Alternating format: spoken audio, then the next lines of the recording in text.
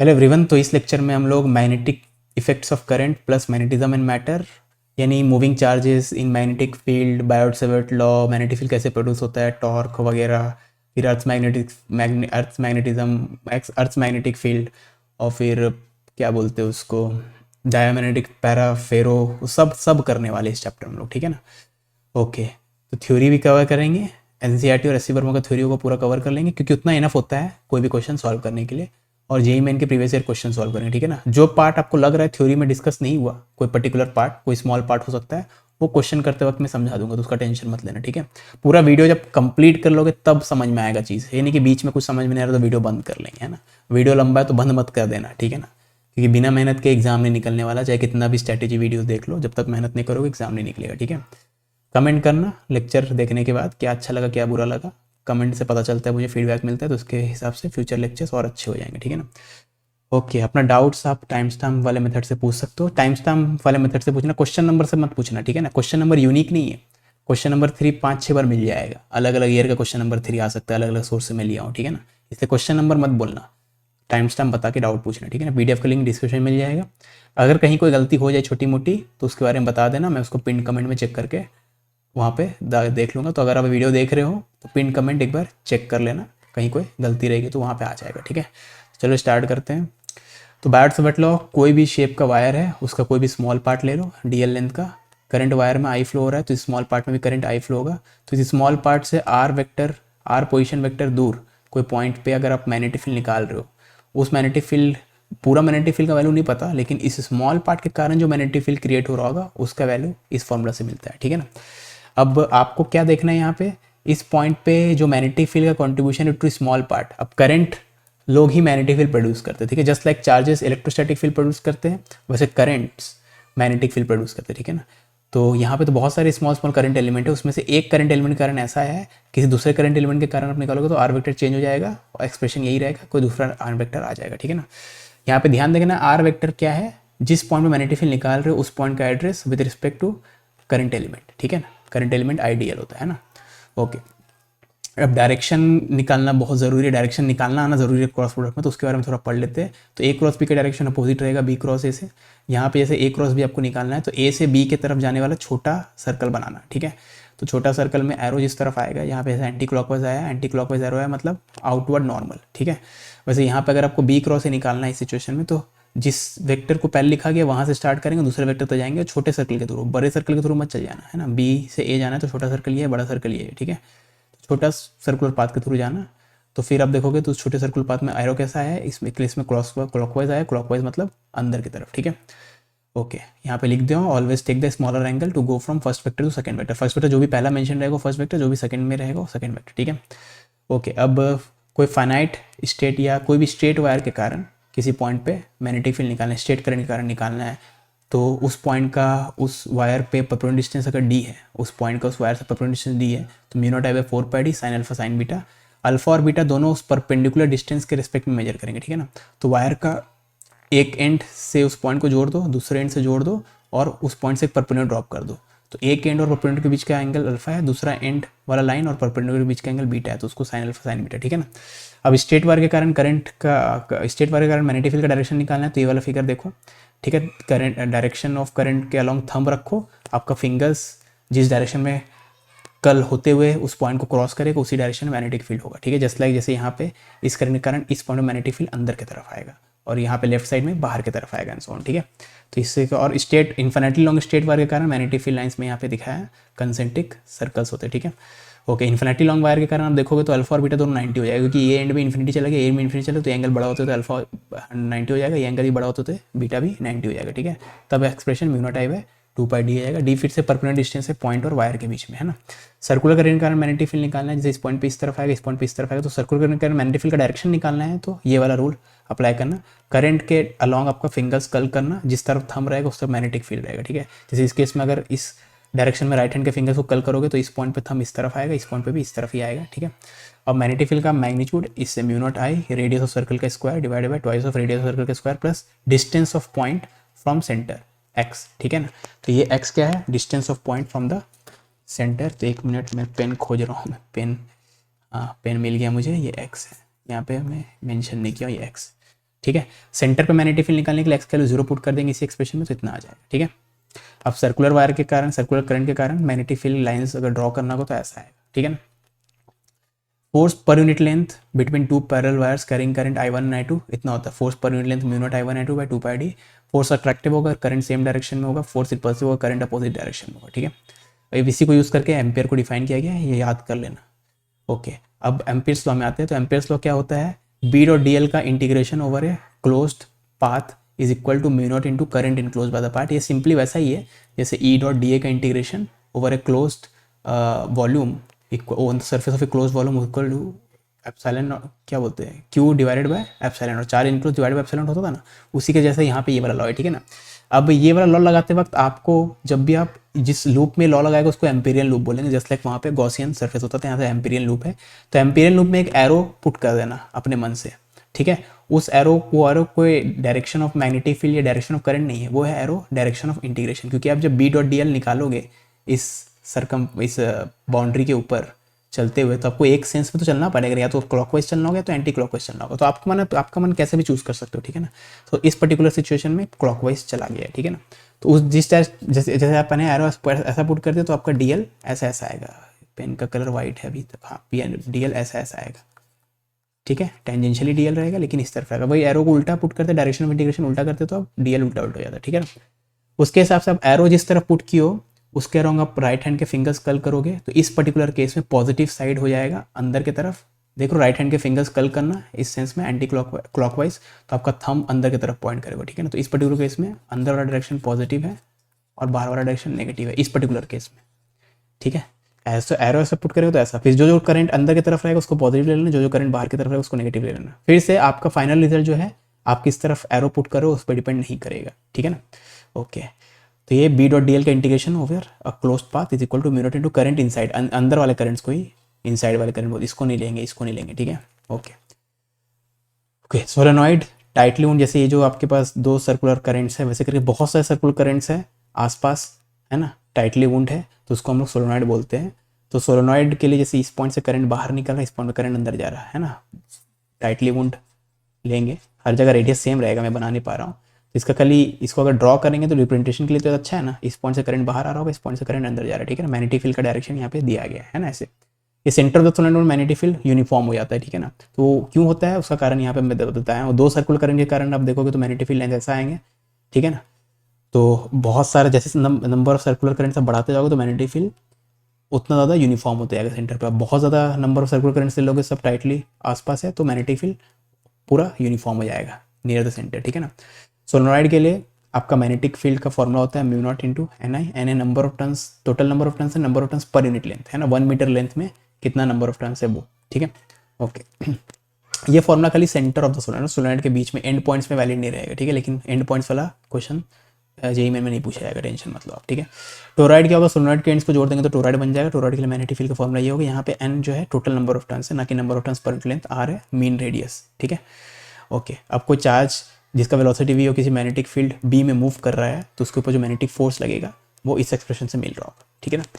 Okay, अगर charge का motion देखें तो दो कैटेगरी में मोशन मतलब आप कैटेगराइज कर सकते हो, या तो वेलोसिटी मैग्नेटिक फील्ड के परपेंडिकुलर होगा या तो नहीं होगा। तो अगर वेलोसिटी मैग्नेटिक फील्ड के परपेंडिकुलर है तब सर्कुलर पाथ आएगा, टाइम पीरियड दे दिया हो, रेडियस दे दिया हो। अगर मैग्नेटिक फील्ड और वेलोसिटी वेक्टर परपेंडिकुलर नहीं है, जैसे यहाँ पे दिखाया गया वेलोसिटी वेक्टर और मैग्नेटिक फील्ड परपेंडिकुलर नहीं है, तो वेलोसिटी वेक्टर दो कॉम्पोनेंट ले लेना, एक अलोंग द फील्ड और एक perpendicular to the field. Along the field को वी पैरेलल बोलना जो कि वी कॉस थीटा हो जाएगा, परपेंडिकुलर टू द फील्ड को वी साइन थीटा बोलना। ठीक है। टाइम पीरियड यहाँ भी वही आएगा, radius of circle m v perpendicular by q b, v perpendicular आपको पता है वी साइन थीटा। वैसे पिच मतलब दो कंसेक्यूटिव टर्न्स के बीच का सेपरेशन, इसको पिच बोलते हैं। ठीक है।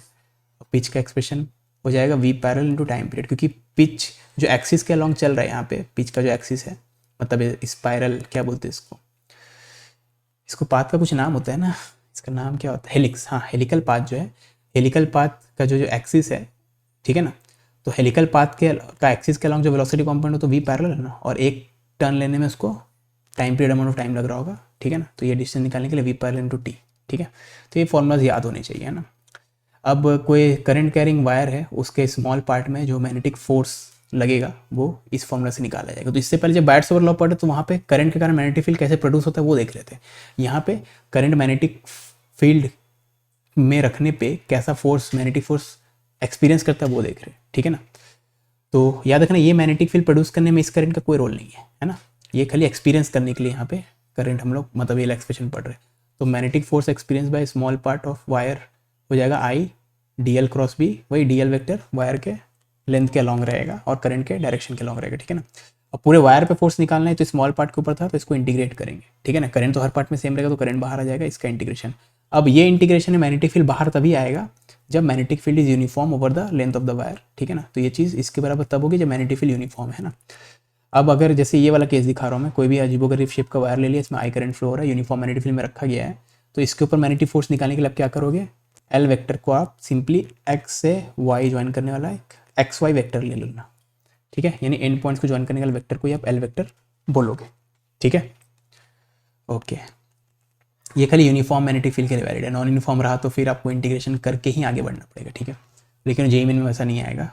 अब torque on current loop due to magnetic field, अब किसी मैग्नेटिक फील्ड के कारण किसी करंट कैरिंग लूप में कितना टॉर्क लगता है, तो टॉर्क का फॉर्मूला इतना होता है, म्यू को बोलते हैं हम लोग मैग्नेटिक डायपोल मोमेंट या मैग्नेटिक मोमेंट, एम से भी नोट करते हैं, म्यू से भी नोट करते हैं। अब म्यू का डेफिनेशन होता है एन आई ए होता है एरिया वेक्टर, ठीक है ना। एरिया वेक्टर निकालने का तरीका, एरिया वेक्टर का मैग्नीट्यूड एरिया के बराबर होगा लूप का, और डायरेक्शन एरिया वेक्टर का आप राइट हैंड के फिंगर्स को कल करेंगे करंट के सेंस में, तो थंब जिस तरफ आएगा उससे आपको डायरेक्शन मिल जाएगा, ठीक है। यानी एरिया वेक्टर का डायरेक्शन और मैग्नेटिक डायपोल मोमेंट का डायरेक्शन सेम रहता है, ठीक है ना। एन है number of turns in the loop, I है current flowing in the loop and so on, है ना। स्क्वायर शेप जरूरी नहीं है, यहाँ पे स्क्वायर शेप है, कोई भी शेप का हो सकता है, ठीक है। Potential energy minus mu dot b, mu dot b मतलब म्यू बी कॉस थीटा, जहाँ पे theta angle between mu and b. तो स्टेबल इक्विलिब्रियम मतलब जहाँ पे पोटेंशियल मिनिमम होता है, ऑफ कोर्स, है ना, डेफिनेशन ही है। यानी थीटा को जीरो करेंगे तभी तो ये मैक्सिमम होगा, ये मैक्सिमम होगा तभी ये चीज़ माइनस साइन के साथ जो है मिनिमम होगा, ठीक है ना। अनस्टेबल इक्विलिब्रियम मतलब यू मैक्सिमम होगा, यू मैक्सिमम मतलब कॉस थीटा का वैल्यू मिनिमम, क्योंकि यहाँ पे माइनस साइन है। कॉस थीटा मिनिमम कब होता है, जब थीटा 180 डिग्री है, ठीक है।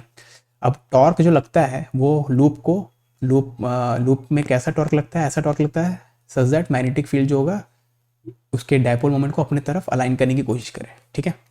जैसे यहाँ पे ये आप लूप को इस तरफ ऐसा डॉटेड वाले शेप में ओरिएंटेशन में छोड़ दोगे तो ये वापस ऐसा आना चाहेगा, ठीक है। ओके, अब अर्थ मैग्नेटिक फील्ड पढ़ लेते हैं, टेरेस्ट्रियल मैग्नेटिज्म। तो ये सब पॉइंट्स आपको याद रखना है, मैं इसमें सबसे काम वाली चीज़ बता देता हूँ। तो जैसे किसी पॉइंट पी पे अर्थ सरफेस के ऊपर या यहाँ पे हवा में कहीं भी एक पॉइंट पी ले लो, वहाँ पे नेट मैग्नेटिक फील्ड इस तरफ है, उसका हॉरिजॉन्टल कंपोनेंट और वर्टिकल कंपोनेंट को एच ई और जेड ई से दिखाया गया यहाँ पे, ठीक है ना। तो हॉरिजॉन्टल के साथ जो नेट मैग्नेटिक फील्ड एंगल बनाता है उसको एंगल ऑफ डिप बोलते हैं, ठीक है, या इंक्लिनेशन आई से डिनोट किया गया है, ठीक है ना। अब ये जो कंपोनेंट आया था ये वाला हॉरिजॉन्टल वाला, ठीक है ना, ये वाला जो प्लेन है, तो ये वाला जो प्लेन है यहाँ पे, ये वाला प्लेन को हम लोग बोलते हैं मैग्नेटिक मेरिडियन, और ये वाला जो प्लेन है इनके बीच के एंगल को हम लोग डिक्लिनेशन बोलते हैं। ये वाला प्लेन कौन सा प्लेन है, जिसमें एक्चुअल में ज्योग्राफिकल नॉर्थ और ज्योग्राफिकल साउथ रहता है, उस वाले प्लेन को, ठीक है ना, उसको ज्योग्राफिकल मेरिडियन बोलते हैं मैग्नेटिक मेरिडियन में। तो इनके बीच के एंगल को हम लोग डिक्लिनेशन बोलते हैं, डी, ठीक है ना। ओके, मैग्नेटाइजेशन का डेफिनेशन होता है net dipole moment per unit volume. Net dipole moment आपका जो हो जाएगा, sorry, net dipole moment per unit volume. अब किसी सब्सटेंस में जो मैग्नेटिक फील्ड होगा वो सब्सटेंस के खुद में जो चेंजेस आए हैं, ठीक है ना, उसके कारण भी होगा कंट्रीब्यूशन, और जो ओरिजिनल था वो भी होगा। मतलब suppose in the absence of substance, vacuum के केस में मैग्नेटिक फील्ड इतना है, जब वहाँ पे कोई भी मटेरियल प्रेजेंट नहीं है, तो मटेरियल जब प्रेजेंट होगा तब मैग्नेटिक फील्ड में एडिशनल इतना इफेक्ट आएगा, सब्सटेंस में कुछ कुछ चेंजेस आएंगे उसके कारण, ठीक है ना। तो इन दोनों को सम करेंगे तो नेट मैग्नेटिक फील्ड मिल जाएगा, ठीक है ना। मतलब without any changes in the substance जो मैग्नेटिक फील्ड है वो original magnetic field plus magnetic field due to changes in the substance, है ना। सब्सटेंस में चेंजेस क्यों आते हैं, क्योंकि मैग्नेटिक फील्ड जो आपका रहता है ओरिजिनल वाला, एक्सटर्नल वाला, वो सब्सटेंस में के जो एटॉमिक लेवल पे डायपोल्स होते हैं उनको इन्फ्लुएंस करते हैं, इसके कारण चेंजेस आता है। जो भी है वो तो थ्योरी का डिटेल है। तो यहाँ पे बी नॉट होता है म्यू नॉट इंटू एच, और बी एम होता है म्यू नॉट इंटू एम, ठीक है ना। ओके, अब ये जो एम होता है, एम मैंने यहाँ पे डिफाइन किया है, ठीक है ना। एच को बोलते हैं मैग्नेटाइजिंग फील्ड, ठीक है। ओके, तो जो एक्सटर्नल फील्ड है वो mu not times magnetising field है ना, मतलब दोनों प्रोपोर्शनल होते हैं जो भी है। अब जो मैग्नेटाइजेशन के कारण जो फील्ड आया है वो म्यू नॉट टाइम्स एम होता है, और एम जो होता है वो एक्स टाइम्स एच होता है। एक्स को बोलते हैं हम लोग मैग्नेटिक ससेप्टिबिलिटी है ना, ची बोलते हैं, ग्रीक लेटर ची, मैं एक्स पढ़ता हूँ, ठीक है ना। तो नेट मैग्नेटिक फील्ड इतना हो गया बेसिकली, ठीक है ना। अब 1+x को हम लोग रिलेटिव मैग्नेटिक परमिएबिलिटी बोलते हैं, और mu not into mu r को हम लोग मैग्नेटिक परमिएबिलिटी बोलते हैं, ठीक है ना। अब मैग्नेटिक परमिएबिलिटी जो है ये मैंने बता दिया, ठीक है, म्यू और म्यू आर है ना। अब एक्स के वैल्यू के हिसाब से हम लोग 3 टाइप के मटेरियल कैटेगराइज किए है ना। तो डायमैग्नेटिक के लिए एक्स के वैल्यू -1 से 0 के बीच में, मतलब स्मॉल नेगेटिव नंबर। पैरामैग्नेटिक के लिए स्मॉल पॉजिटिव नंबर, ई को स्मॉल पॉजिटिव नंबर है। और फेरोमैग्नेटिक के लिए एक्स की वैल्यू बहुत ही बड़ा रहेगा, ठीक है ना। तो ये कैटेगरी, मतलब इस बेसिस पे, एक्स के वैल्यू के बेसिस पे हम लोग ब्रॉडली क्लासीफाई किए मटेरियल्स को, डाया, पैरा और फेरो में, ठीक है ना। अब कोई, जैसे मान लो original in the absence of any substance magnetic field ऐसा है, ठीक है, ये है वैक्यूम के केस में मैग्नेटिक फील्ड है ना। तो इतना मैग्नेटिक फील्ड है, लेकिन अगर आप इस रीजन में अब एक फेरोमैग्नेटिक सब्सटेंस रखोगे तो मैग्नेटिक फील्ड बहुत ज़्यादा बढ़ जाएगा। डाया रखोगे तो मैग्नेटिक फील्ड घट जाएगा, स्लाइटली घट जाएगा। और पैरा रखोगे इस सब जगह में तो मैग्नेटिक फील्ड बढ़ जाएगा, थोड़ा स्लाइटली बढ़ेगा, ठीक है ना। तो देखो ना, लाइंस बहुत ज़्यादा पास हो गए तो मैग्नेटिक फील्ड बहुत ज़्यादा हो गया। लाइंस यहाँ पे जितने थे उससे थोड़ा पास आया तो थोड़ा ज़्यादा हुआ है, यहाँ पे लाइंस दूर हो गए तो कम हो गया, ठीक है ना। तो ओरिजिनल मैग्नेटिक फील्ड कुछ ऐसा है, वैक्यूम के केस में ऐसा है, और उसी जगह में फेरो रखेंगे तो ऐसा हो जाएगा, पैरा रखेंगे तो ऐसा हो जाएगा, डाया रखेंगे तो ऐसा हो जाएगा, ठीक है ना। मतलब फेरो रखने से बहुत ज़्यादा बढ़ जाएगा, पैरा रखने से हल्का सा बढ़ेगा, डाया रखने से हल्का सा घट जाएगा, ठीक है। बस अब ये थ्योरी वाला पार्ट पढ़ लेना, यहाँ पे मैं जो इंपॉर्टेंट है यहाँ पे डाल दिया हूँ। मेरे हिसाब से मुझे बताने लायक सिर्फ ये है कि डायमैग्नेटिज्म जो है हर एक सब्सटेंस में प्रेजेंट होता है, ठीक है, उसका कारण यहाँ पे दिया हुआ है पैराग्राफ में। लेकिन उसका इफेक्ट इतना छोटा होता है कि वो यूजुअली डॉर्फ हो जाएगा ड्यू टू पैरामैग्नेटिज्म और फेरोमैग्नेटिज्म, ठीक है, डॉर्फ हो जाएगा, उसका इफेक्ट दिखेगा नहीं, है ना। है तो ये बेसिक प्रॉपर्टी हर एक मटेरियल में रहेगा, ठीक है ना। लेकिन कहीं कहीं ये डोमिनेट कर जाएगा, कहीं कहीं ये डोमिनेट कर जाएगा, तो ये दिखेगा ही नहीं, ठीक है ना। जहाँ ये दोनों में कोई डोमिनेट नहीं कर पाएगा वहाँ पे हम लोग एक्चुअली में विजिबल होगा डायमैग्नेटिज्म, ठीक है ना। अब क्यूरीज लॉ क्या होता है कि एक्स की value for paramagnetic substance is equal to Curie's constant into mu not divided by absolute temperature, ठीक है ना। ये खाली पैरामैग्नेटिक सब्सटेंस के लिए वैलिड है क्यूरीज लॉ। अब फेरोमैग्नेटिक सब्सटेंस क्या होता है, फेरोमैग्नेटिक सब्सटेंस और पैरा में यही फर्क है, फेरोमैग्नेटिक सब्सटेंस में आपके पास डोमेन नाम का स्ट्रक्चर होता है, ठीक है ना। तो मैं नहीं पढ़ाने वाला, तो इंपॉर्टेंट है, खाली इसको डोमेन यहाँ पे देखो अपने आप अलाइन हो जाते हैं even in the absence of external magnetic field, ठीक है ना। स्मॉल स्मॉल पार्ट में जो डोमेन्स है वो, मतलब कैसे बताएं, चलो मतलब मॉलिकुलर लेवल पे जो मैग्नेटिक मोमेंट होते हैं वो लोग स्मॉल स्मॉल रीजन में अलाइन हो जाते हैं खुद को। तो इस स्मॉल रीजन में सबका सब इस तरफ अलाइन है, इस स्मॉल रीजन सबका सब इस तरफ अलाइन है, सो ऑन, ठीक है ना। तो इन the absence of magnetic field अलग अलग डोमेन में मैग्नेटिक का मैग्नेटाइजेशन अलग अलग डोमेन्स का मैग्नेटिक मोमेंट अलग अलग डायरेक्शन में। अब मैग्नेटिक फील्ड अब एक्सपोज करोगे इस मटेरियल को या in the presence of magnetic field रखोगे तो ये डोमेन सब अलाइन होने लगेंगे, ठीक है। जितना ज़्यादा मैग्नेटिक फील्ड बढ़ाओगे उतना ज़्यादा अलाइनमेंट बढ़ेगा, ओके। अब फेरो का जैसे टेम्परेचर बढ़ाओगे तो डिसअलाइनमेंट बढ़ेगा। याद रखना, टेम्परेचर बढ़ाने से क्या होगा, थर्मल एनर्जी बढ़ेगा, थर्मल एनर्जी बढ़ेगा तो ये अलाइनमेंट घटेगा, अलाइनमेंट घटेगा तो आपका मैग्नेटाइजेशन कम होते आएगा, ठीक है ना। तो ferro will behave like para if the temperature exceeds some particular temperature which is called Curie's temperature, ठीक है ना। तो अगर क्यूरीज टेम्परेचर ज़्यादा टेम्परेचर हो गया तो फेरो पैरा ऐसा बिहेव करेगा, और फिर एक बार पैरा ऐसा बिहेव करने लगेगा तो फिर आप ये वाला फॉर्मूला यूज़ कर सकते हो एक्स निकालने के लिए, ठीक है ना। ओके, ये स्टेरिसिस कब है, सपोज कोई नया नया मटेरियल हम लोग जस्ट उसको बनाए हैं, आज तक वो कभी भी किसी मैग्नेटिक फील्ड में फेस नहीं किया है, ठीक है। तो यहाँ से स्टार्टिंग स्टेट है, तो जैसे जैसे आप एक्सटर्नल मैग्नेटिक फील्ड बढ़ाते जाओगे जो कि प्रोपोर्शनल टू एच होता है, तो वैसे वैसे उसमें मैग्नेटाइजेशन या नेट मैग्नेटिक फील्ड जो है बढ़ता जाएगा, ठीक है ना। मैग्नेटाइजेशन बढ़ेगा तो नेट मैग्नेटिक फील्ड बढ़ता जाएगा, तो इसलिए ग्राफ इंक्रीजिंग इंक्रीज होते होते सैचुरेट इसलिए हो गया क्योंकि एक पॉइंट के बाद आप कितना भी एक्सटर्नल मैग्नेटिक फील्ड बढ़ा दो, एक बार अलाइनमेंट कंप्लीट हो गया है उसके बाद से तो और फर्दर अलाइनमेंट होगा नहीं, तो मैग्नेटिक फील्ड और नहीं बढ़ने वाला, तो वहाँ पे चक्के सैचुरेट हो जाएगा, ठीक है ना। लेकिन फिर अजीब चीज़ ये होता है कि फिर आप एक्सटर्नल मैग्नेटिक फील्ड को घटाओगे तो सेम कर्व के अलॉन्ग ये घटते हुए नहीं आता है, दूसरे कर्व के अलॉन्ग घटते हुए आएगा, ठीक है ना। और ऐसा होता है कि भले एक्सटर्नल मैग्नेटिक फील्ड आप जीरो कर दियो, एच एक्चुअली में एक्सटर्नल मैग्नेटिक फील्ड नहीं होता है, उसके प्रोपोर्शनल होता है, एच होता है, ठीक है, बी बाय म्यू होता है, ठीक है। तो वो ये भी घट रहा है लेकिन घटते घटते जीरो नहीं हुआ, ठीक है। तो भले एच जीरो हो गया, ये जीरो नहीं हुआ है, तो इसका कुछ वैल्यू रिमेन कर जा रहा है, even though external magnetic field हटा दियो आप, इसका अलाइनमेंट जो है कम्प्लीटली ये डिसअलाइन नहीं हुआ है ना, कुछ ना कुछ इसमें मैग्नेटाइजेशन रह गया है, ठीक है, रिटेन कर गया है, तो इसलिए इस लेंथ को हम लोग रिटेंटिविटी बोलते हैं। एक्सटर्नल मैग्नेटिक फील्ड को हटाने के बाद भी इसमें कुछ ना कुछ मैग्नेटाइजेशन रह गया है, उस लेंथ को क्या बोलते हैं हम लोग, रिटेंटिविटी और रेमनेंस, ठीक है। तो आपको अगर मैग्नेटिक फील्ड या मैग्नेटाइजेशन इसका जीरो करना है तो आपको उल्टे डायरेक्शन में मैग्नेटिक फील्ड अप्लाई करना होगा, ठीक है। तो नेगेटिव एच करेंगे मतलब, तो फिर नेगेटिव एच का कितना वैल्यू लेना पड़े ताकि मैग्नेटाइजेशन जीरो हो, उस लेंथ को हम लोग बोलेंगे नेगेटिव एच का वैल्यू का मैग्नीट्यूड को हम लोग बोलते हैं कोएर्सिटिविटी, ठीक है। तो यहाँ पे ये लेंथ कोएर्सिटिविटी है और ये लेंथ आपका रिटेंटिविटी है, ठीक है। ओके, अब एक बार ये वाला कर्व कंप्लीट हो गया, उसके बाद से आप कितना बार भी करो यही वाला कर्व को फॉलो करते रहेगा, ठीक है। स्टार्टिंग में यहाँ से स्टार्ट किया था, लेकिन एक बार एक कर्व पाथ कंप्लीट हो गया वापस वही फॉलो करते रहेगा, ठीक है। ओके, अब सॉफ्ट आयरन कोर जिससे हम लोग परमानेंट मैग्नेट्स नहीं बनाते हैं, टेम्पोररी मैग्नेट्स बनाते हैं, ठीक है, इलेक्ट्रोमैग्नेट जिसे बनाते हैं, उसके लिए आप चाहोगे कि उसका रिटेंटिविटी कम हो और वो इजीली डिमैग्नेटाइज हो जाए, तो उसका ये बोलते, क्या बोलते हैं इसका नाम, क्या क्या लिखे थे, कोएर्सिटिविटी भी कम हो, ठीक है। और जो हार्ड मैग्नेट्स होते हैं यानी जो बहुत मतलब जो परमानेंट मैग्नेट जिससे बनाते हैं जैसे स्टील, तो उसका आपका ये भी ज़्यादा रहेगा और ये भी ज़्यादा रहेगा, है ना। उसको डिमैग्नेटाइज करने में बहुत ज़्यादा मेहनत है और उसमें जब एक्सटर्नल मैग्नेटिक फील्ड हटा देंगे तो उसमें ज़्यादा मैग्नेटाइजेशन रह पा रहा है, रिमेन कर पा रहा है, ठीक है। ओके, अब टाइम पीरियड ऑफ ऑसिलेशन, कोई कोई रॉड या कोई बार मैग्नेट ऑक्सीलेट कर रहा है मैग्नेटिक फील्ड में, तो उसका टाइम पीरियड होता है 2π√/, moment of inertia divided by magnetic dipole moment into magnetic field, ठीक है। तो अब हम लोग PYQs डिस्कस करेंगे 2002 से लेके 2021 के।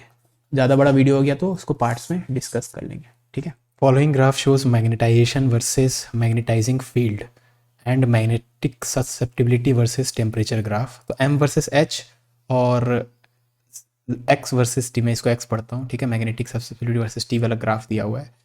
तो कौन सा कॉम्बिनेशन डायमैग्नेटिक मटेरियल के लिए वैलिड रहेगा, ठीक है ना। अब हमें पता है कि डायमैग्नेटिक मटेरियल के लिए X नेगेटिव होता है, ठीक है। तो अगर X नेगेटिव है मतलब जो मैग्नेटाइजेशन प्रोड्यूस होगा वो अपोजिट टू ओरिजिनल फील्ड होगा, है ना। X अगर नेगेटिव है तो M क्या होता है, X टाइम्स H। तो अगर X नेगेटिव है तो M और H का साइन अपोजिट होगा, ठीक है ना। तो यहाँ पे तो सेम साइन क्या देख लो, इस पॉइंट में M और H सेम है, इस पॉइंट में भी दोनों नेगेटिव है, इस पॉइंट में दोनों पॉजिटिव है, सो ऑन, तो ये वाला तो नहीं हो सकता, ठीक है। इसका मतलब ये होगा।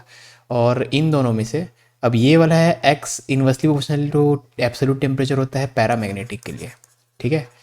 तो ये पैरा के लिए वैलिड है, तो भले आपको थ्योरी नहीं पता, खैर इतना पता है पैरा के लिए वैलिड है, तो आप एलिमिनेशन से सी पता चल जाएगा, ठीक है ना। X जो होता है वो टेम्परेचर के साथ वेरी नहीं करता है फॉर डायमैग्नेटिक सब्सटेंस, देखो नेगेटिव रहेगा, स्मॉल नेगेटिव नंबर रहेगा, कांस्टेंट रहेगा, ठीक है।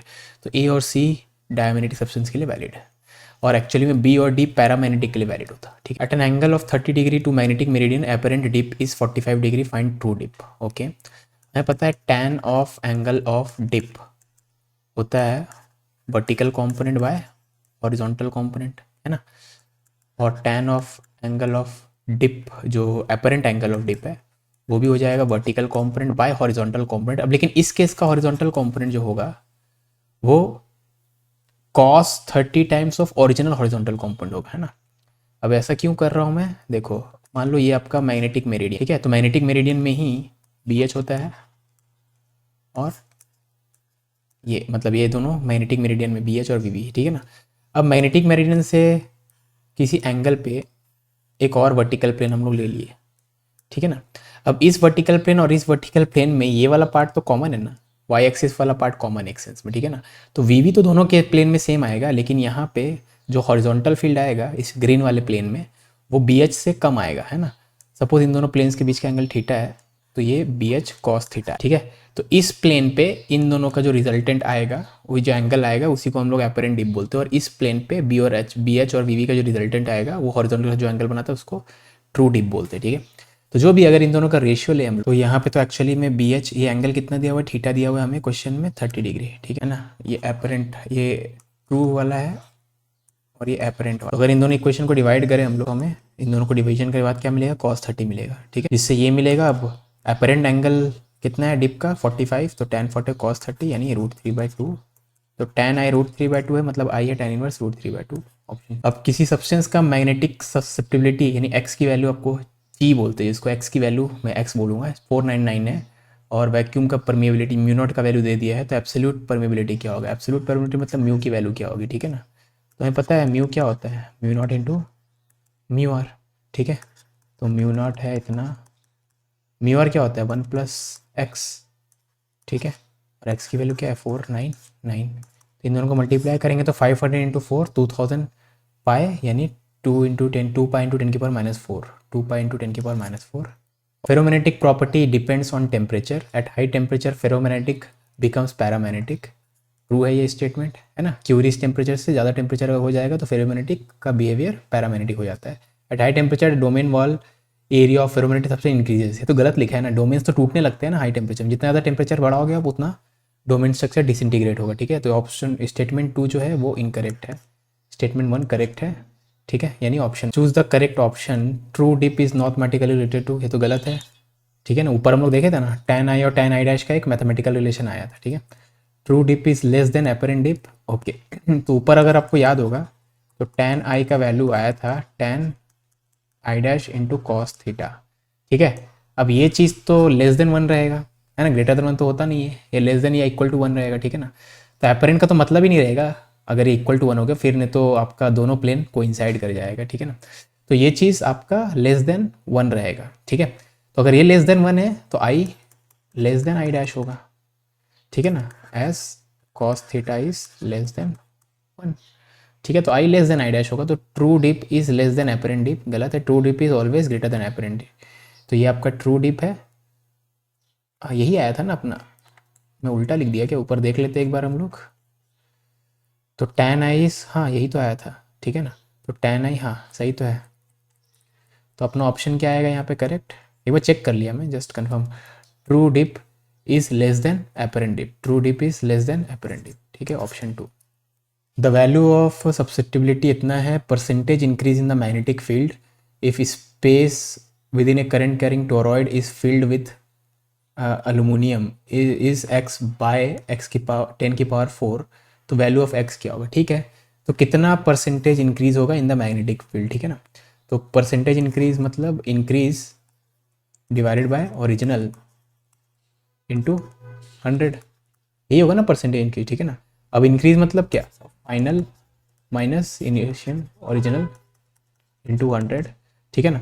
अब जो फाइनल फील्ड होता है वो होता है mu not times mu are into, या sorry mu not into mu R, तो एक्स तो हम लोग लिखने नहीं वाले, तो यहाँ पे म्यू आर टाइम्स वो कर दे रहे।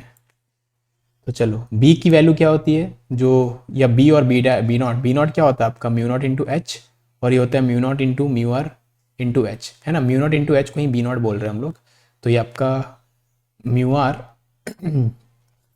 टाइम्स बी नॉट है एक सेंस में, है ना। तो म्यू आर -1 बी नॉट, ठीक है, divided by b naught into 100%, है ना। तो म्यू आर -1 इंटू 100 करना है, तो म्यू आर का वैल्यू, म्यू आर -1 मतलब x इंटू 100, एक्स का वैल्यू कितना दिया हुआ, इतना दिया हुआ है, इंटू 100 करेंगे तो 2.2 इंटू 10⁻³ हो जाएगा, यानी 22 इंटू 10⁻⁴, तो x का वैल्यू हो जाएगा 20 है, मतलब नेटिव सब्सिबिलिटी है, और ये वाला x क्वेश्चन में दिया हुआ है ना, तो मैं इस x का वैल्यू निकाल रहा हूँ, ठीक है। तो ये आपका 22 डिवाइडेड बाई 10⁻⁴ है, और 10⁻⁴ नीचे है, मतलब यही चीज़ x हो जाएगा, ठीक है ना। In uniform magnetic field the magnetic needle has magnetic moment of this much, तो मैग्नेटिक मोमेंट दे दिया है, मोमेंट ऑफ इनर्शिया दे दिया है। If it performs 10 oscillations in 5 seconds, तो 10 ऑसिलेशंस इन 5 सेकेंड्स है, ठीक है। तो टाइम पीरियड हो जाएगा, एक ऑक्सीलेशन में कितना टाइम लगेगा, number of oscillation divided by total time, यानी हाफ सेकंड, तो टाइम पीरियड है हाफ सेकंड। तो मैग्नीट्यूड ऑफ मैग्नेटिक फील्ड क्या होगा, हमें पता है टाइम पीरियड होता है 2 pi root over moment of inertia divided by moment of क्या sorry magnetic moment into magnetic field, ठीक है, इसका वैल्यू हाफ है। अब डेटा आपके पास पड़ा हुआ, वैल्यूज पुट करते हैं, तो मोमेंट ऑफ इनर्शिया आपको दे दिया है 5 इंटू 10⁻⁶, आपका मैग्नेटिक मोमेंट दे दिया 9.85 इंटू 10⁻⁻², और मैग्नेटिक फील्ड का वैल्यू आपको पता करना है इज इक्वल टू हाफ। तो इसको सॉल्व करेंगे तो बी का वैल्यू हमें मिल जाएगा, ठीक है ना। जो भी मिलेगा आप उसको मिली टेस्ला में कन्वर्ट कर लेना, तो यहाँ जो भी मिलेगा उसको 10⁻³ से मल्टीप्लाई कर देना, ठीक है ना। और पाई स्क्वायर की वैल्यू आपको बोल दिया 9.85, तो उसको करोगे तो रिजल्ट आ जाएगा। मैं आगे बढ़, there are 2 infinitely long straight current carrying conductors and they are held at right angles to each other. Okay ठीक है, बेसिकली यहाँ पे आई करंट फ्लो है, यहाँ भी आई करंट फ्लो है, ये भी इन्फिनिटी लॉन्ग है, ये भी इन्फिनिटी लॉन्ग है, सेमी इन्फिनिट बोल सकते हो क्योंकि एक एंड आपको दिख रहा है। तो मैग्नेटिक फील्ड एट पॉइंट भी पूछा गया, ठीक है। तो हम लोग इस वायर के कारण यहाँ पे मैग्नेटिक फील्ड निकालेंगे, इस वायर के कारण निकालेंगे, दोनों को वेक्टोरियली ऐड कर लेंगे, ठीक है ना। अब जो ये वाला वायर है इसके कारण मैग्नेटिक फील्ड निकाले अगर इस पॉइंट पे, तो ये वाला एंगल कितना थीटा 1 है, और जो दूसरा एंड है वायर का, याद रखना हम लोग खाली ये वाला वायर की बात करें, ठीक है ना। जो दूसरा एंड होगा उसको अगर इस पॉइंट से ज्वाइन करेंगे तो एंगल कितना आएगा, 90 आएगा। हमें पता है फॉर्मूला होता है म्यू नॉट आई बाय 4 पाई परपेंडिकुलर डिस्टेंस, परपेंडिकुलर डिस्टेंस कितना है ये y इंटू साइन ऑफ ये वाला एंगल प्लस साइन ऑफ ये वाला एंगल, तो साइन थीटा 1 प्लस साइन 90, ठीक है। अब साइन थीटा 1 यहाँ से आप देखोगे तो दिस बाय दिस हो जाएगा, ये लेंथ कितना है x है और ये length √x² plus y square, ठीक है। डायरेक्शन देखेंगे तो इसके अलॉन्ग थंब रखो आप, इस एरो के अलॉन्ग, तो इस पॉइंट के थ्रू फिंगर सबका अंदर की तरफ जा रहा है तो अंदर की तरफ, ठीक है ना। सिमिलरली सेकेंड वाला जो वायर है उसके कारण मैग्नेटिक फील्ड सेम पॉइंट पे निकाले, उसका कंट्रीब्यूशन निकाले, तो म्यू नॉट आई बाय 4 पाई। अब इस पॉइंट का इस वायर से परपेंडिकुलर डिस्टेंस तो यही है, यही परपेंडिकुलर डिस्टेंस है जो कि है x के बराबर, into sine theta 2 sorry plus sign of दूसरा एंगल है ना। आप देखो इस वायर का जो दूसरा एंड होगा उसको अगर इस पॉइंट से जोड़ोगे आप तो एंगल कितना आएगा, 90 आएगा, ठीक। ओके अब साइन थीटा 2 कितना हो जाएगा, अब साइन थीटा 2 हो जाएगा this which is y divided by this, यानी y divided by x² plus y square, है ना। तो पॉइंट P पे नेट मैग्नेटिक फील्ड हो जाएगा आपका इन दोनों का सम। अब इसका डायरेक्शन भी आप देखोगे तो अंदर की तरफ आएगा, ठीक है ना। तो दोनों का मैग्नीट्यूड को सिंपली ऐड करना है, इन दोनों को आप ऐड करोगे तो आपका ऑप्शन आ जाएगा ये वाला, ठीक है, option 1। A long solenoid with 1000 turns per meter has a core material with relative permeability and volume this much. If core material is replaced by another material जिसका relative permeability इतना है, दो अलग अलग relative permeability वाला case है, और same maintaining the same current in the solenoid, तो fractional change in magnetic moment of the core क्या होगा। तो हमें पता है मैग्नेटिक मोमेंट जो होता है वो, चलो ऐसे लिखते हैं, मैग्नेटाइजेशन जो होता है वो होता है magnetic moment per unit volume, ठीक है ना। तो आपका मैग्नेटिक मोमेंट हो जाएगा मैग्नेटाइजेशन इनटू वॉल्यूम, ठीक है ना। अब मैग्नेटाइजेशन जो होता है वो प्रोपोर्शनल होता है, ठीक है, आपका x टाइम्स h इंटू म्यू नॉट। तो म्यू नॉट, रुको मेरे को सोचने दो, म्यू नॉट इंटू, ये फॉर्मूला मुझे खुद याद नहीं रहता, तो mu not into H original field आ गया और यहाँ मैग्नेटाइजेशन है ना। हाँ तो mu not into mu not into M आपको दे देगा एक्स्ट्रा फील्ड, ओके। तो और मैग्नेटाइजेशन प्रोपोर्शनल टू होता है ना, मैग्नेटाइजेशन खुद प्रोपोर्शनल टू एच होता है, ठीक है, इनटू वॉल्यूम, ये वाला चीज़ है ना। अब दोनों केसेस में ये सेम है, ये सेम है, ये सेम है ना। तो हमारे पर्पस के लिए म्यू प्रोपोर्शनल टू एक्स, ठीक है। तो हमारा जो है जो भी ये बोला गया, क्या बोलते हैं इसको, मैग्नेटिक डायपोल मोमेंट, ठीक है, या magnetic moment is proportional to x, ठीक है। तो हम लोग को बोला गया fractional change in magnetic moment, है ना।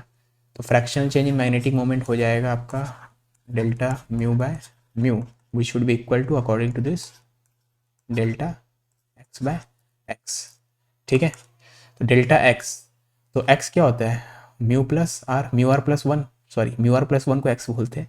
तो डेल्टा एक्स, अब क्योंकि एक्स होता है म्यू आर प्लस 1, तो डेल्टा एक्स आपका डेल्टा म्यू आर होगा। तो दोनों का म्यू आर का डिफरेंस देख लो, 750 और 500 का difference, divided by original value of X, original value of X, original value of mu are plus 1, original value of यानी initial value of mu R कितना था 500, तो 500, ठीक है। एक्स लिखना है ना, मैं उल्टा कर दिया मैं, अरे मैं उल्टा बोल रहा हूँ यहाँ पे, सॉरी। म्यू आर होता है एक्स प्लस 1, वही मैं सोचा 499 यार 501 आ रहा है, उसमें समझ में आ गया मैं गलती क्यों। म्यू आर होता है एक्स प्लस 1, ठीक है। तो डेल्टा म्यू आर हो जाएगा डेल्टा एक्स, ठीक है। तो ठीक है, अब एक्स की value mu r -1, mu r original वाला इतना है -1, ठीक है ना, ओरिजिनल म्यू आर इतना है ना। तो ये कितना आ रहा है 250 डिवाइडेड बाय 499, और आपको दिया हुआ था x डिवाइडेड बाय 499, ठीक है। तो यानी x की वैल्यू क्या हो जाएगी 250, okay. A current of 1.5 is flowing through a triangle of side 9 centimetre each, magnetic field at the centroid of the triangle, ठीक है। तो आपका एक इक्विलैटरल ट्राइंगल है और इसके सेंटर पे मैग्नेटिक फील्ड पूछा है, करंट का सेंस नहीं दिया गया, कुछ भी ले लो क्योंकि हमें assume the current is flowing दिया हुआ है क्लॉकवाइज डायरेक्शन, ठीक है। तो करंट ऐसे फ्लो हो रहा है ना। एक काम करते हैं, कोई भी एक साइड के कारण निकालते हैं पहले यहाँ पे फील्ड, फिर बाकी साइड्स का देखेंगे। सपोज इस साइड के कारण निकाल रहे हैं, ठीक है ना। तो पहले किसी भी साइड के करंट निकालने के लिए क्या करेंगे, पहले परपेंडिकुलर ड्रॉप करेंगे जिस पॉइंट पे निकालना है वहाँ से, ठीक है, फिर उस वायर के दोनों एंड्स को ज्वाइन करेंगे उस पॉइंट के साथ, है ना। ये एंगल अल्फा हो जाएगा, ठीक है, और ये एंगल बीटा हो जाएगा, है ना। अब यहाँ पे एंगल कितना आएगा, अब आपको पता है क्योंकि इक्विलैटरल ट्राइंगल है, तो ये आपका 60, ये 30, ये 90, 9 6 15, तो ये 30 कितना, ये 30 है, ये 90, ये 60 हो जाएगा, है ना। वैसे ये भी 60 हो जाएगा, ठीक है ना। तो सिर्फ इस वायर के कारण निकाले तो म्यू नॉट आई बाय 4 पाई डी, ये परपेंडिकुलर डिस्टेंस कितना हो जाएगा। ओके, तो उसके लिए क्या करेंगे, ये ए है, ठीक है, ये a/2 है ना, ये a/2, ये 30, तो ये लेंथ हो जाएगा a/2 10, समझ में आया ना, परपेंडिकुलर डिस्टेंस, ठीक है ना। ये परपेंडिकुलर डिस्टेंस क्या हो जाएगा, ये length which is a/2 tan 30, ठीक है, tan 30 यानी ये वाला एंगल है ना, ये 30 है, ठीक है। ओके, तो म्यू नॉट है 4 pi D into sine alpha plus sine beta, तो 2 sin 60, ठीक है। अब इसके कारण यहाँ पे आप इसके अराउंड फिंगर रखोगे, अपना थंब रखोगे इस लाइन के अलॉन्ग, नेगेटिव एक्स के अलॉन्ग, तो इस पॉइंट पे फिंगर्स आपके अंदर इनटू द प्लेन जा रहा है ना, तो इनटू द प्लेन हो गया, ठीक है। अब आप इसके लिए करोगे तो सेम आएगा, परपेंडिकुलर सबके लिए सेम ही आएगा और एंगल 60 डिग्री आएगा, तो हर चीज़ सेम आएगा, तो उसको 3 से मल्टीप्लाई कर देंगे, ठीक है। तो आपका साइड लेंथ जो है ये है 0.09 मीटर, ठीक है। करेंट का वैल्यू है इतना, तो आप इसको सॉल्व करोगे, ए का वैल्यू इतना पुट कर दोगे तो रिजल्ट आ जाएगा। मैं आगे बढ़ रहा हूँ, ठीक है। म्यू नॉट का वैल्यू 4.2 × 10⁻⁷, ठीक। Coil having n turns is wound tightly in the form of a spiral with inner and outer radii a and b, find the magnetic field at the centre, ठीक है। अब यहाँ हर जगह bye है ना, वो कॉपी पेस्ट करने में बाय छूट जा रहा है किसी कारण से, ठीक है। तो मैग्नेटिक फील्ड एट सेंटर निकालना है when A current I passes through the coil, okay. तो करंट आई, अब यहाँ पे आपका स्पाइरल है, इनर रेडियस ए है, आउटर रेडियस बी है, ठीक है। क्वेश्चन कुछ ऐसा है, मेरा डायग्राम थोड़ा खराब है लेकिन आप समझाने के लिए ठीक है, ये ए है और आउटर रेडियस बी दे दिया आपको, ठीक है। तो ये क्या है, बहुत सारे सर्कुलर करंट्स के कारण जो इफेक्ट होगा उन सबको ऐड करना होगा, इंटीग्रेशन वाली चीज़ है ना। तो हम लोग कोई भी एक सर्कुलर एलिमेंट ले लेंगे जिसका रेडियस एक्स है, ठीक है, और थिकनेस डी एक्स है ना। तो रेडियस एक्स और थिकनेस डी एक्स ये वाला जो एलिमेंट है, ठीक है, हम लोग बोल सकते हैं ना, आर्ग्यू कर सकते हैं ना, this spiral is made up of infinite number of such infinitesimally thin elements, है ना। और एक एलिमेंट के कारण यहाँ पे निकाल लेंगे, ठीक है ना, इसका थिकनेस कितना है dx, एक के कारण निकाल लेंगे तो टोटल के लिए इंटीग्रेशन करना होगा, ठीक है ना। तो खाली इसके कारण निकालने का कोशिश करते हैं, ठीक है ना। सबसे पहली बात, यहाँ पे नंबर ऑफ टर्न्स कितना है, n टर्न्स है, ठीक है। अब n टर्न्स कितने थिकनेस में है, अब इसका थिकनेस कितना है, इसका थिकनेस आप देखोगे तो b-a, ठीक है ना। तो n टर्न्स b-a थिकनेस में हट गया है, तो dx थिकनेस में कितना आ जाएगा, तो यूनिटरी मेथड से b-a इंटू dx, ठीक है। तो यहाँ पे नंबर ऑफ टर्न्स इतना है ना, dn बोल रहा हूँ मैं, इसी को dn नाम दिया, ठीक है ना। यहाँ नंबर ऑफ टर्न्स इतना है, अब क्योंकि इतना थिन है कि आप हर एक टर्न का रेडियस को x मान सकते हो, ठीक है ना। करंट तो आई फ्लो हो रहा होगा, ठीक है, ओके। तो अगर मतलब एक टन में तो करंट आई फ्लो होगा ना, तो म्यू नॉट I/2 R, एक टन यहाँ पे होता तब इतना फील्ड होता, लेकिन नंबर ऑफ टन्स कितना है, dn है, तो total field at this point due to this element only हो जाएगा इतना। तो ये स्मॉल पूरे सर्किट पूरे सिचुएशन के लिए फील्ड नहीं निकाल रहा हूँ मैं, उसका स्मॉल पार्ट के लिए निकाल रहा हूँ, तो इसको dB बोलूँगा, ठीक है। अब ये तो पक्की बात है, सब में एक में अगर एंटी क्लॉकवाइज करेंट तो सब में एंटी क्लॉकवाइज है, तो सबके कारण सेम डायरेक्शन में आएगा इस पॉइंट पे मैग्नेटिक फील्ड, ठीक है ना, सेंटर पे। तो इसलिए सिंपली आपको dB को ऐड कर देना है। तो नेट बी निकालने के लिए क्या करोगे, क्योंकि सब भी सेम डायरेक्शन में, dB सेम डायरेक्शन में, सिंपली ऐड कर दो, ठीक है ना। तो म्यू नॉट I/2x और dn का वैल्यू यहाँ से लिख दो n b-a dx, ठीक है। अब कहाँ से कहाँ तक इंटीग्रेट करना है, सबसे छोटा रेडियस जो यहाँ पे हो सकता है a हो सकता है, सबसे बड़ा रेडियस b हो सकता है, तो आपको पूरा स्पायरल कवर करना है तो a to b इंटीग्रेट करना होगा। तो जो कांस्टेंट है उसको बाहर ले लो, mu naught I n 2b-a constant dx/x का इंटीग्रेशन a to b, तो ln b/a आ जाएगा, ठीक है। तो mu naught I n ln mu naught I n by 2b-a ln b/a, यानी ऑप्शन 1, ठीक है। हर जगह बाय है, यहाँ पे दिख नहीं रहा है हर जगह लेकिन, ठीक है। तो ये वाला चीज़ ln b/ ऑप्शन 1 से मैं, तो एक यूनिफॉर्म कनेक्टिंग वायर है जिसका लेंथ 24 है, रेजिस्टेंस R है, इसको एक बार इक्विलैटरल ट्रायंगल का शेप दिया गया of side length a and एक बार स्क्वायर का शेप दिया गया ऑफ साइड लेंथ है ना। जितना नंबर ऑफ टर्न्स देना पड़े दे देंगे, ठीक है।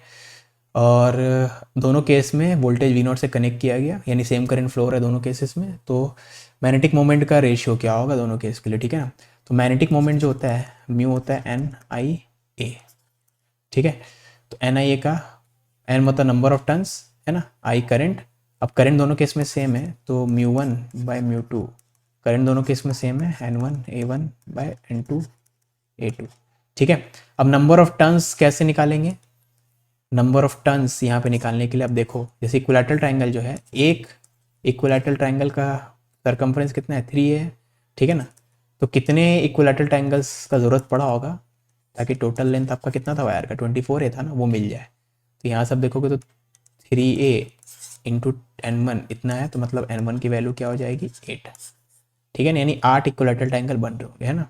वैसे जो स्क्वायर है वो 4a साइड लेंथ का रहेगा, स्क्वायर तो 4a साइड का रहेगा into suppose number of square जो बना है n2 बना है, फिर से उस वायर के लेंथ के बराबर होना चाहिए।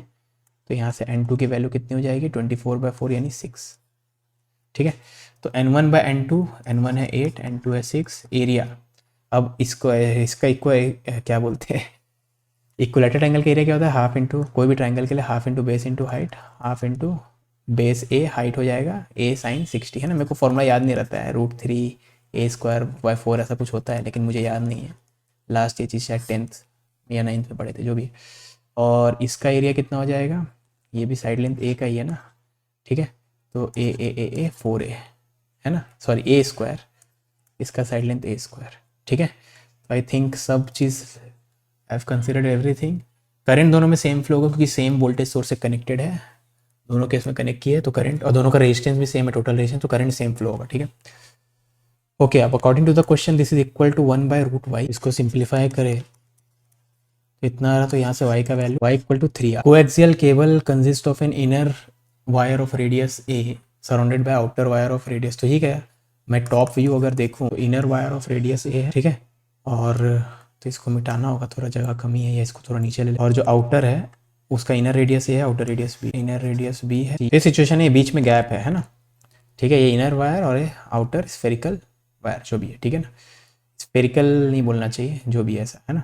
ओके, अब इनर वायर में करंट आई नॉट फ्लो हो रहा है और आउटर वायर में करंट जो अपोजिट डायरेक्शन में, तो यहाँ पे करंट मान लो डॉट के अलॉन्ग फ्लो हो रहा है और यहाँ पे करंट क्रॉस के अलॉन्ग फ्लो हो रहा है, ठीक है ना। यहाँ पे total current I not flow हो रहा है, यहाँ पे भी total I not he flow हो रहा है, लेकिन क्रॉस के अलॉन्ग, ठीक है।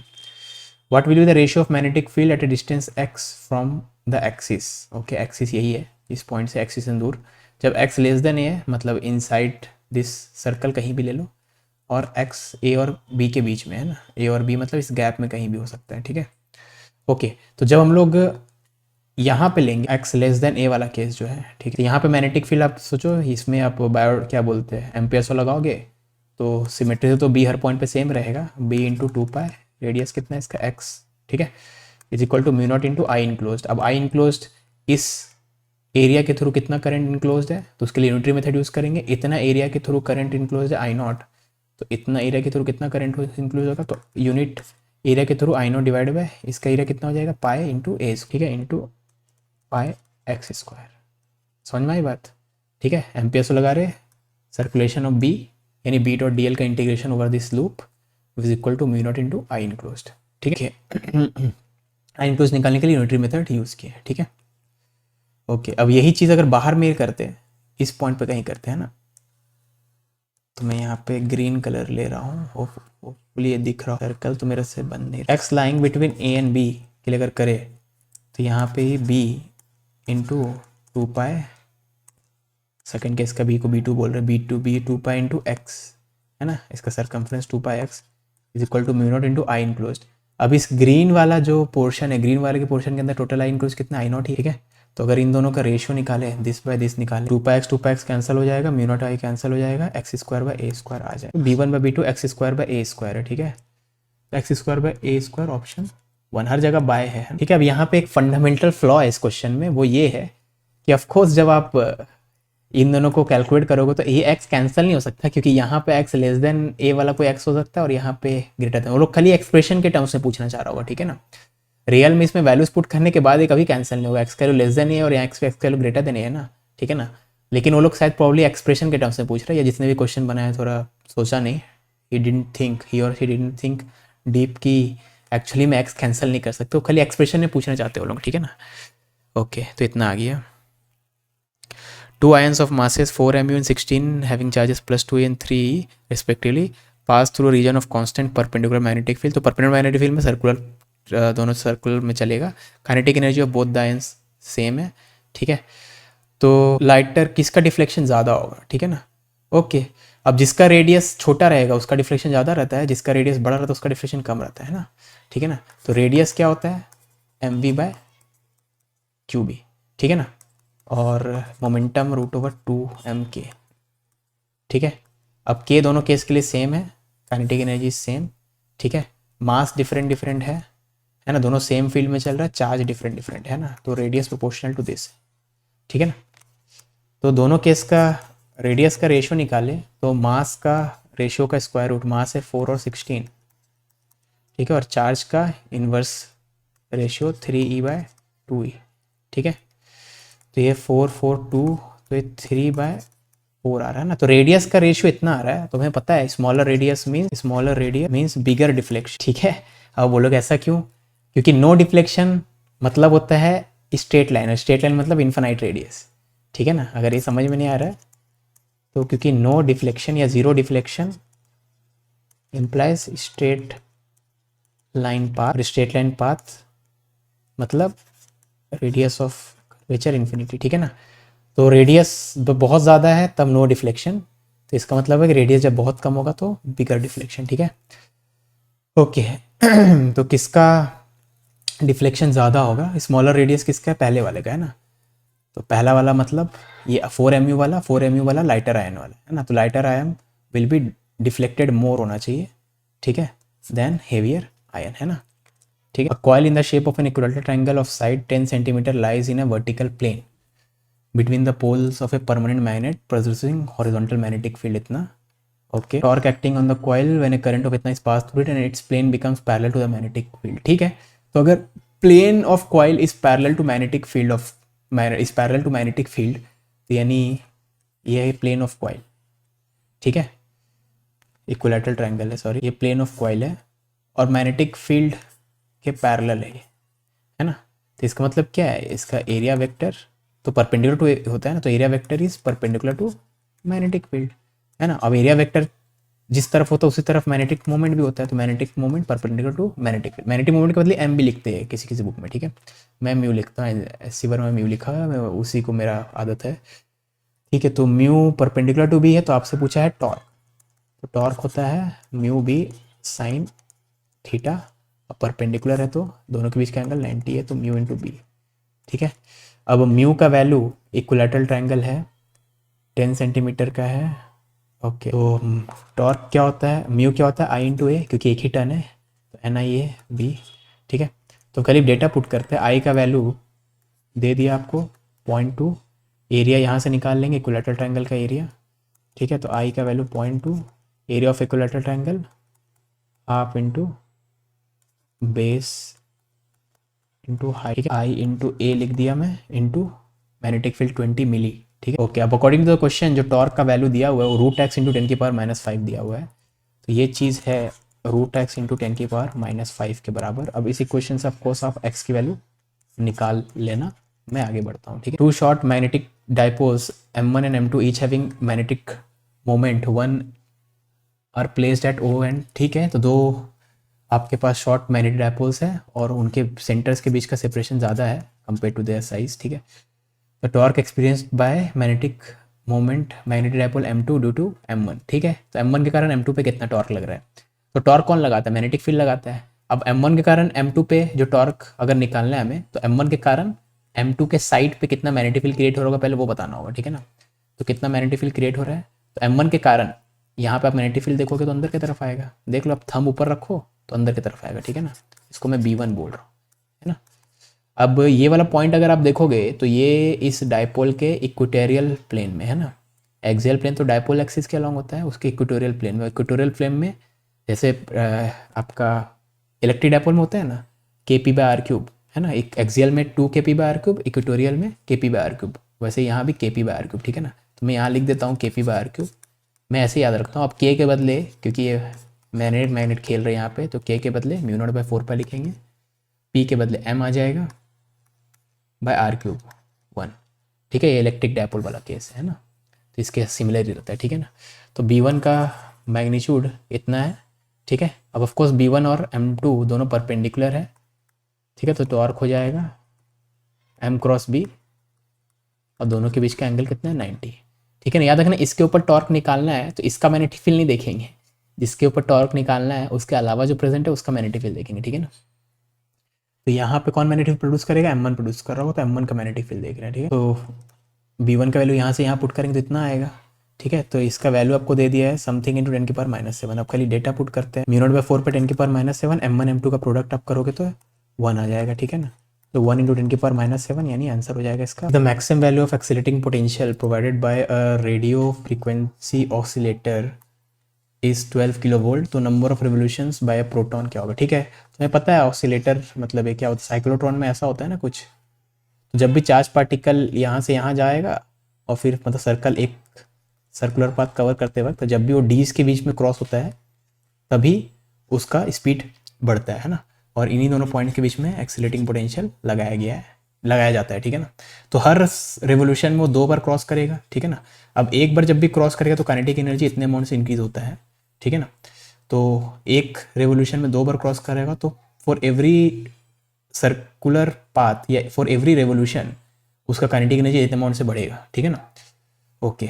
अब अगर टोटल नंबर ऑफ रेवोल्यूशंस उसका n है, तो total change in kinetic energy इतना होना चाहिए, और चेंज इन काइनेटिक एनर्जी मतलब final kinetic energy minus initial kinetic energy है ना, तो half m final V² minus initial, तो इनिशियली तो हम लोग रेस्ट पे मानते हैं तो इतना।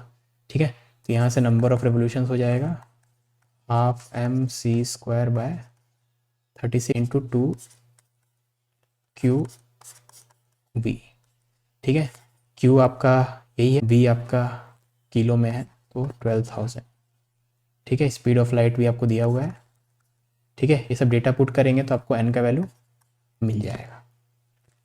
m भी दिया हुआ है, मास ऑफ प्रोटॉन भी दिया हुआ है ये। ठीक है, ध्यान देना है एक रेवोल्यूशन में 2 बार काइनेटिक एनर्जी 2 बार बढ़ता है। ठीक है ना, तो एक बार जब भी v पोटेंशियल डिफरेंस को क्रॉस करेगा, चाहे इधर से इधर या इधर से इधर, तब q इंटू वी बढ़ेगा और फिर next time q into v. ठीक है ना, तो एक रेवोल्यूशन में 2 QV अमाउंट से काइनेटिक एनर्जी बढ़ेगा, टोटल n रेवोल्यूशंस कर रहा है तो total change in kinetic energy इतना है, और total change in kinetic energy मतलब पूरे मोशन के लिए तो हाफ m फाइनल स्पीड जो कि c/6 बोला है, और इनिशियल स्पीड। ठीक, fractional change in magnetic field पूछा गया है at a distance r at the r from the center of a current carrying wire of radius a to the magnetic field।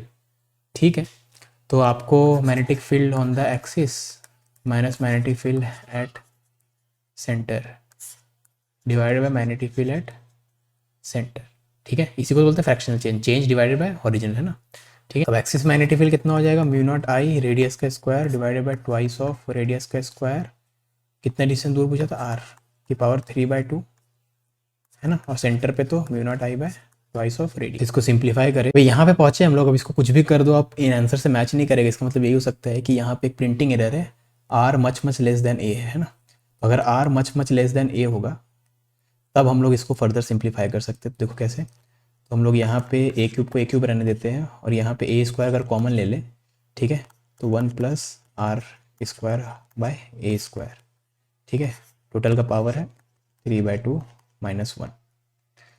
अब इस ब्रैकेट को अगर ओपन करें तो a² की पावर 3/2, तो a³ हो जाएगा, a³ कट जाएगा और ये बचेगा ये वाला टर्म जो कि ऊपर जाके पावर में माइनस हो जाएगा। हमें पता है कि 1 + समथिंग की पावर 1 + x की पावर n होता है 1 + nx, अगर ये चीज़ बहुत छोटा है। ठीक है ना, तो जो कि क्वेश्चन में बोला गया है, ये हम लोग मान लिए बोला गया है क्योंकि बन नहीं रहा था। ठीक है, होमोमोर्फिक प्रिंटिंग एरर है, तो ये 1 + nx पावर है -3/2 इंटू r² बाय a² -1। ठीक है ना, -1 कट गया तो फ्रैक्शनल चेंज इतना है 3/2 r² बाय a², तो मैग्नीट्यूड वाइज किससे मैच कर रहा है 3/2 r² bye a², option D. ठीक है ना, सब जगह बाय है ना। अभी मैं सोच रहा माइनस साइन क्यों आ रहा है, आप अगर b centre minus b axis करते तो माइनस साइन नहीं आता, पॉजिटिव आता। ठीक है, आप यहाँ पे मैग्नीट्यूड ले लो ना, नहीं आएगा minus sign. Deuteron and alpha particle दोनों का इक्वल काइनेटिक एनर्जी है, दोनों परपेंडिकुलरली घुस रहा है एक मैग्नेटिक फील्ड में, दोनों का रेडियस बोल दिया आर डी और आर अल्फा रिस्पेक्टिवली, तो value of r d by r alpha is equal to क्या, तुम्हें पता है रेडियस होता है ट्वाइस ऑफ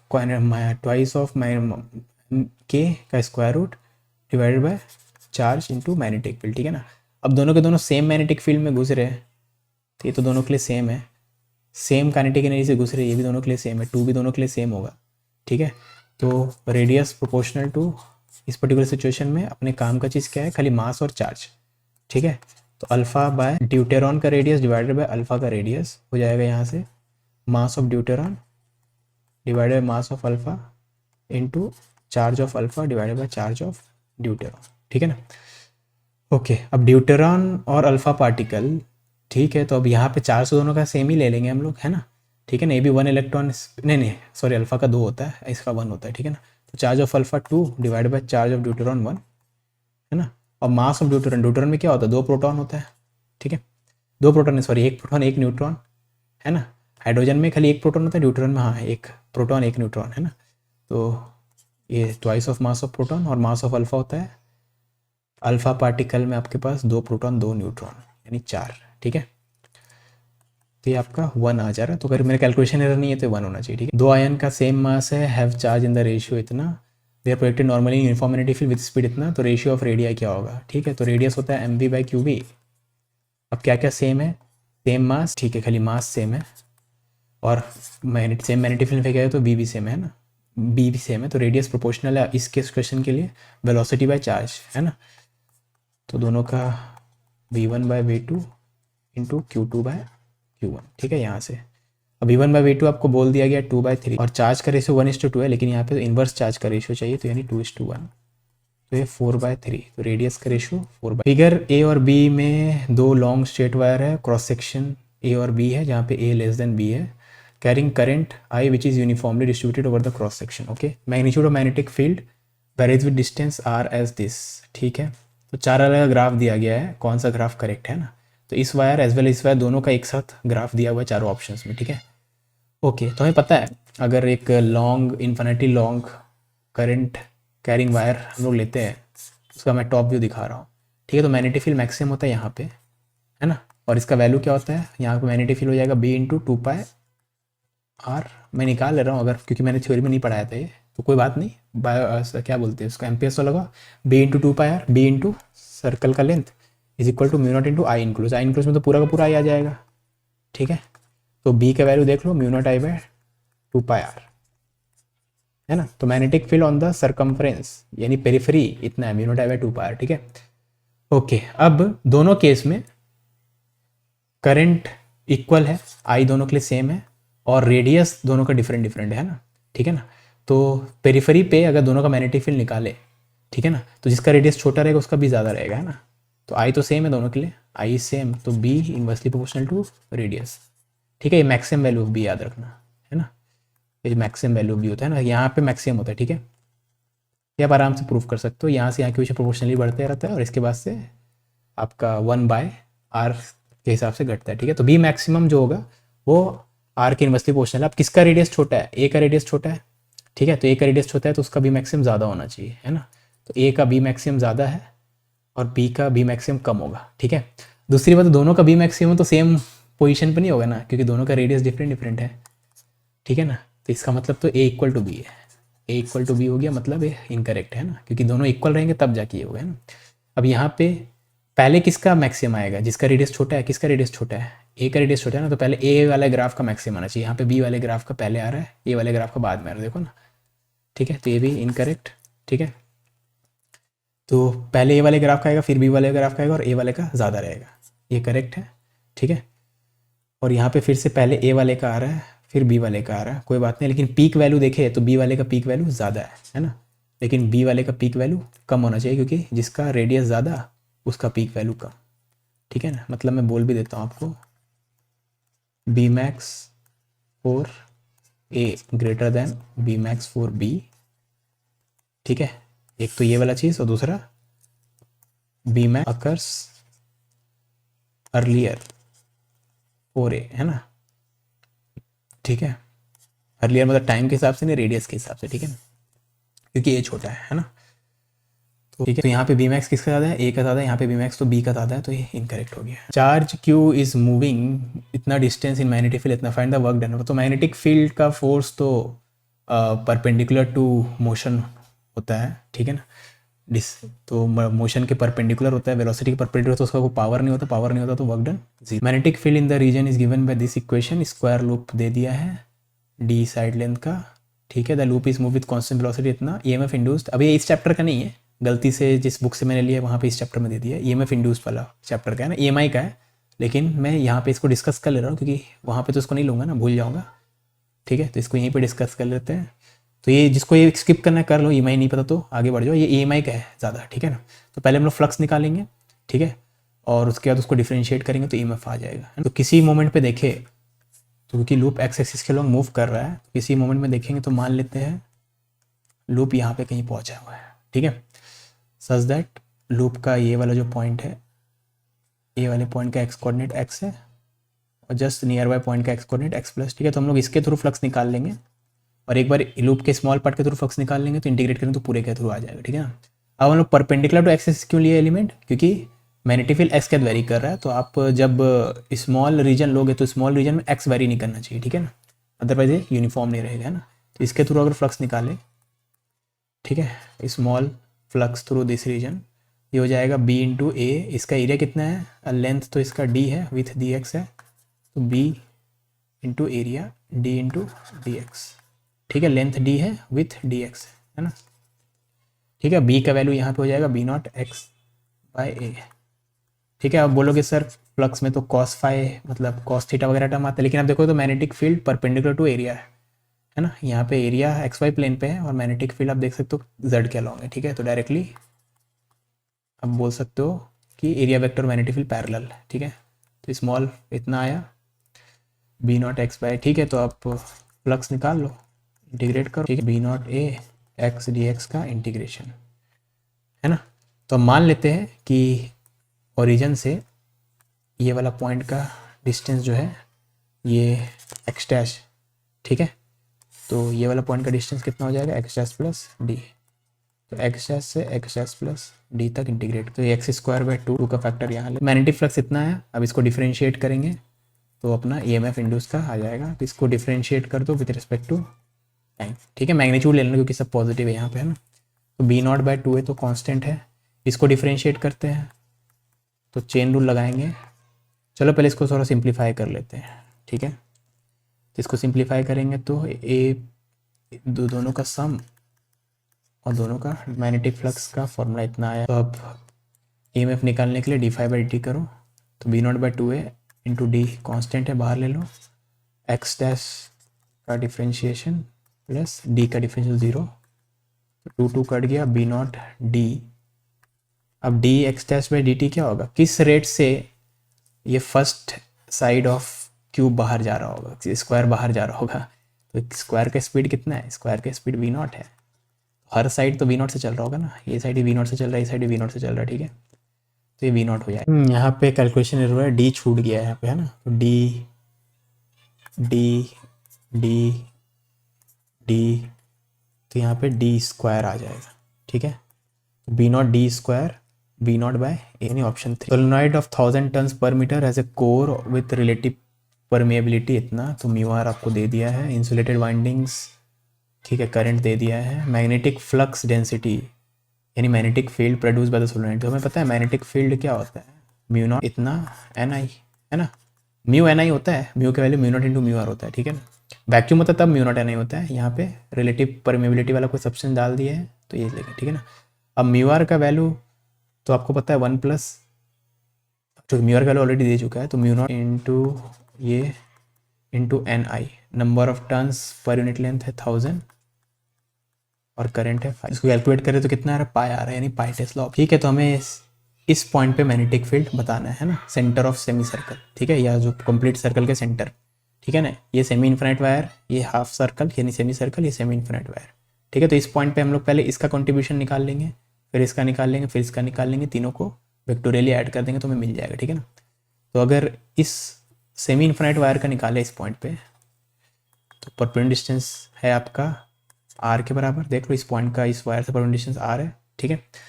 तो एक इस एंड को जो इन्फिनिटी से आ रहा है, इन्फिनिटी वाले पॉइंट को इससे जोड़ेंगे तो एक एंगल तो 90 डिग्री हो जाएगा, और जो दूसरा एंड है उसको इससे जोड़ेंगे तो ये एंगल तो 0 डिग्री है ना, क्योंकि दूसरा एंड तो यहीं से मिल गया है ना, दूसरा 0 डिग्री, ठीक है ना।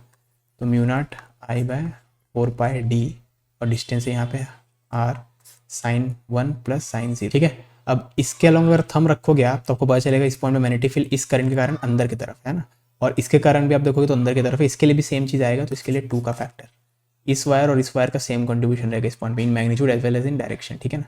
अब सेमी सर्कल का देखें तो सेमी सर्कल के लिए क्या होता है, म्यू नॉट आई बाय 2r होता है, अगर पूरा सर्कल हो, सेमी सर्कल होगा तो म्यू नॉट आई बाय 4r, ठीक है ना, उसका भी अंदर की तरफ आएगा, ठीक है। म्यू नॉट आई बाय 4 दोनों के दोनों अंदर, नेट हो जाएगा इन दोनों का सम।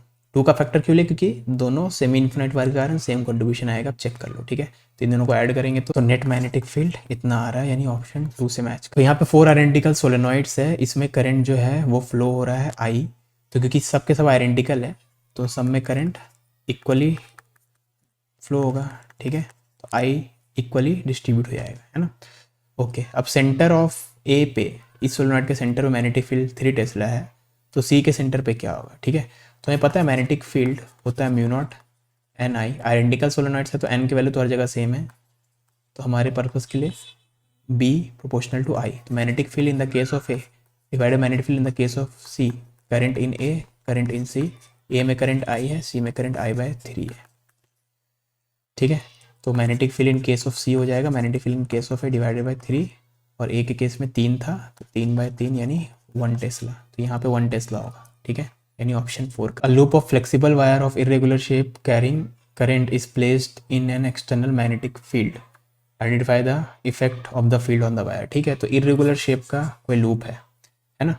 अब मैग्नेटिक फील्ड क्या करना चाहेगा, लूप का एरिया वेक्टर जो होगा यानी मैग्नेटिक डायपोल मोमेंट को अपनी तरफ अलाइन करना चाहेगा, ठीक है।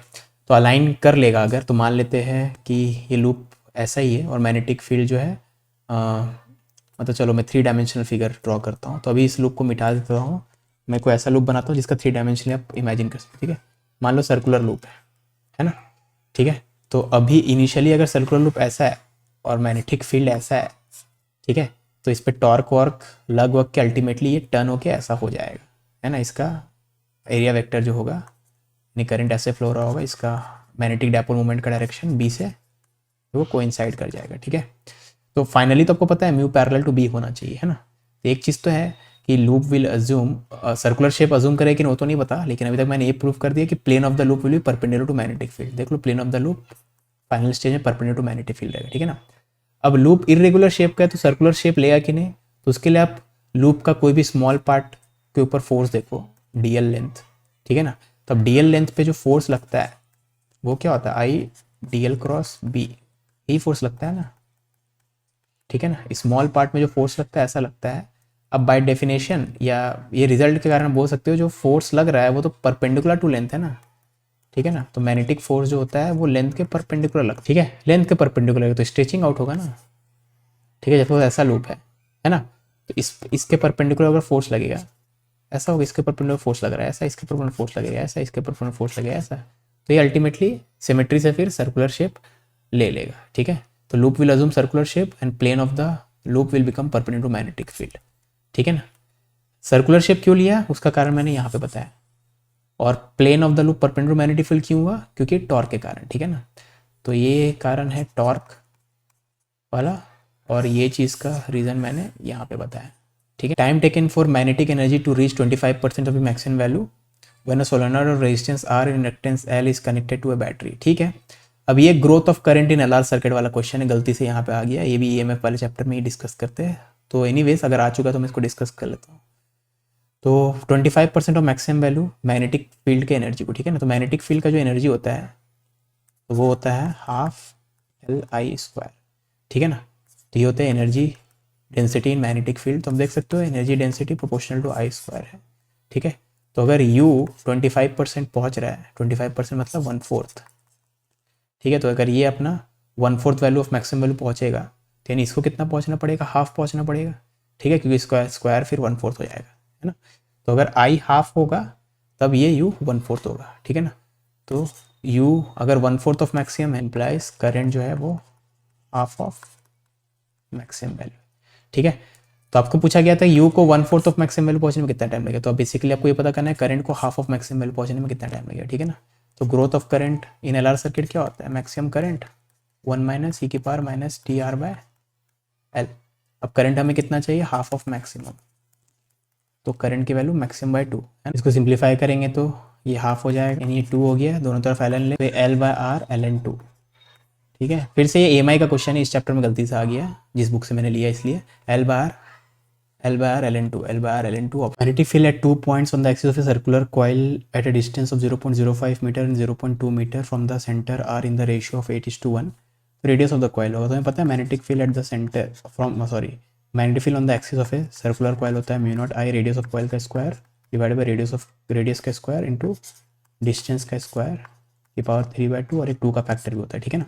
अब इन दो अलग अलग केसेस में हर चीज़ सेम एक्सेप्ट एक्स की वैल्यू, पहले केस का एक्स और दूसरे केस का एक्स डिफरेंट है ना। तो हमारे पर्पस के लिए खाली ये वाला टर्म इन दोनों केस में वैरी कर रहा है, तो बाकी टर्म से हमें कंफ्यूज नहीं होना है, हमारे पर्पस के लिए सिर्फ ये है यहाँ, ठीक है। तो B1/B2 अगर करेंगे तो हमें R² + X2² divide by R² + X1² की पावर 3/2 झेलना, मतलब लिखना होगा, ठीक है ना। अब B1/B2 का वैल्यू कितना है, 8:1, X1 है 0.05, X2 है 0.2, ठीक है। ये 0.2 है, प्रिंटिंग एरर है, तो ये 8/1, तो वैल्यूज पुट करेंगे तो इतना आएगा, तो यहाँ से कैलकुलेट करेंगे तो R की वैल्यू हमें मिलेगी 0.1 मीटर, यानी ऑप्शन 3। तो ये 2021 के जितने भी क्वेश्चन हम लोग कंप्लीट कर लिए। अभी वीडियो बड़ा हो गया है तो हम लोग आगे क्वेश्चन जो है नेक्स्ट वीडियो में करेंगे, यानी 2002 से लेकर 2020 तक के मैग्नेटिज्म से रिलेटेड, मैग्नेटिक फील्ड से रिलेटेड जितने भी क्वेश्चन है, जो प्रीवियस ईयर क्वेश्चन है 2002 से लेकर 2020 तक, वो नेक्स्ट वीडियो में करेंगे। उसका लिंक आपको डिस्क्रिप्शन में मिल जाएगा।